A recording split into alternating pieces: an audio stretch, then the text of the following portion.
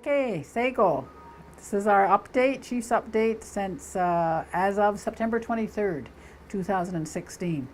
Under Public Works, the Dead Joe building, which is our Youth and Elder Center, is getting near completion.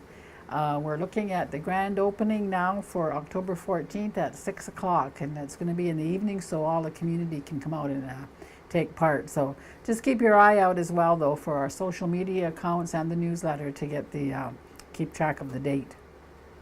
We're also pleased to announce that we've been granted approximately $640,000 from the Economic Development Trust to complete the design of our Phase 1 water main extensions, which consists of extending the water main to the I.L. Thomas and Oliver M. Smith schools, as well as the United Business Park. With the new water treatment plant online, the water main in Ishwegen upgraded, and this design completed, we will finally be in a position where we can begin to extend the water mains for the first time in 20 years. Once the design is completed, we will actively advocate for funds to complete the construction and installation of these water mains. In addition, we're going to continue to work hard for funds to achieve our long-term goal of having water mains and piping available to the whole community. So that's going to be something we continue to work on, and this is a good start. This is Phase 1.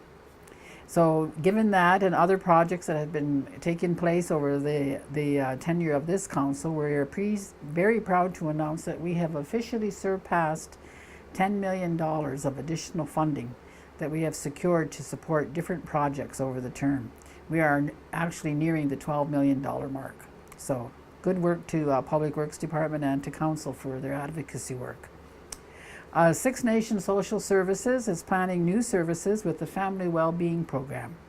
This program will bring additional resources to reduce violence against women. Six Nations Social Services will begin consultations on September 26th to help plan and develop the new Family Wellbeing Program. The program is part of the Walking Together, which is Ontario's long-term strategy to end violence against Indigenous women, and is also a first investment under the Ontario Indigenous Child and Youth Strategy. The Family Wellbeing Program will provide resources and supports to promote healthy families and communities.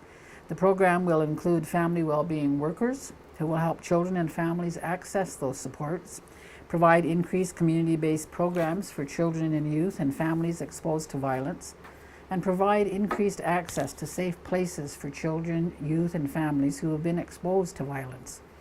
Consultations will be held with service providers, families, elders, and youth. For more information on specific dates, please contact Crystal Soudan at Social Services at 519-445-2071. Six Nations Animal Control Services will be having one more spay-neuter clinic on October 28th. The services are by appointment only, and there are limited spots available.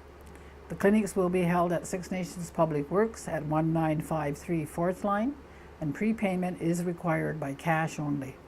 The cost is $140 for male and female dogs and $80 for male and female cats.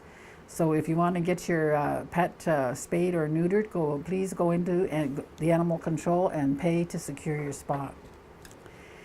Another event coming up is Rabies Day, and as part of World Rabies Day, a one-day rabies clinic will be held for the Six Nations community. It will be held on Wednesday, September 28th from 10 a.m. to 4 p.m. at the Six Nations Public Works Building at 1953 4th Line in Ishwegen. For information on this rabies clinic, please call the Six Nations Animal Control Office at 519-445-2947. Just a bit of information on rabies. It is caused by a virus, and after the virus gets into the body, it attacks the brain. Rabies can kill both people and animals, but you can prevent it. Rabid animals may be extremely excited, attack objects or other animals, froth at the mouth, bite at anything, and display aggressive behavior. They're not afraid of humans. Rabies can occur in any stage of the animal's life. So please come to the clinic to learn about what to do if you should get bitten by a rabid animal, and also to learn some prevention tips. You will also receive information on who to call for more information on rabies. I've said in past meetings, past updates, that we have been having meetings with the U.S. Border and Customs officers, and I just want to remind everyone that they have agreed to come to Six Nations to have a question and answer session with the community. We are setting this date up for Wednesday, October 26th from 7 to 9, and as we get closer to the date, we will provide more details on the location.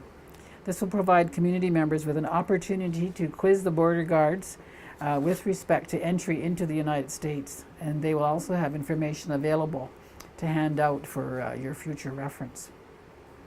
I want to talk now about Hydro One. I know that a lot of community members, not only here in our community but in the province, are having issues with their hydro bills.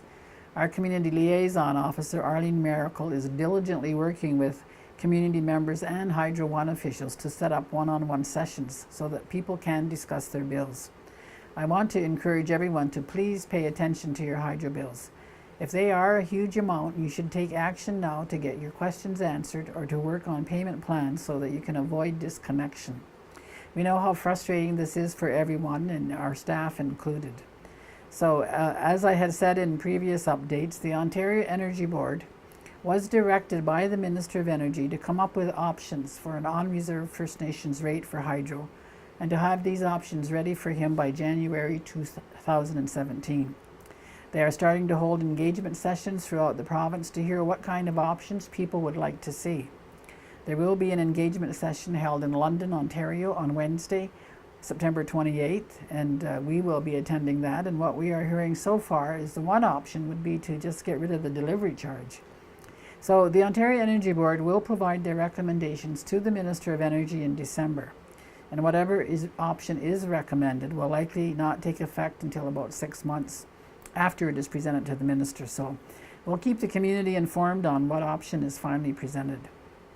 Also on hydro and energy, a caution to community members that there are still companies such as Just Energy and Direct Energy who are knocking on people's doors and doing door-to-door solicitations. These people can be quite aggressive in trying to get you to sign up with their company. If they come to your door, ask them to produce a letter from council indicating that they have approval to solicit. If they cannot produce a letter, call the police and have them escorted off the territory. Hydro One will also be doing some work on constructing a 3-phase line extension on Cayuga Road from 5th line to 6th line, and this work will be done within the road allowance. This work will require the removal of some trees, and the district councillors, which is District 6, have already consulted with the homeowners on that road. One last thing on energy is that there is going to be an Aboriginal conservation program. First Nations Engineering has been contracted by Hydro One to undertake this program, and they want to begin their program here at Six Nations, and Council has agreed. They will be doing surveys and audits of homes with respect to energy efficiency. They're going to be doing their own community launch and sending out information to the community and advising them of the project and inviting homes to participate. So if you're interested, please watch for their information on this project, and they might be able to help you make your house more energy efficient.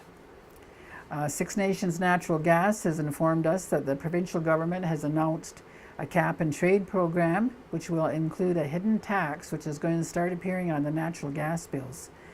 We have asked the Six Nations Natural Gas Board to hold a community meeting on this issue and to explain it to the community and to bring in any experts to answer any questions. I understand that the date that they've picked for this is Wednesday, October 12th, and they'll be advertising, so watch for their ads. And if you've got questions about that natural gas and this hidden tax that's going to appear, well, it's not going to appear because it's hidden, but our bills are going to go up. You can go to that meeting and get more information. Another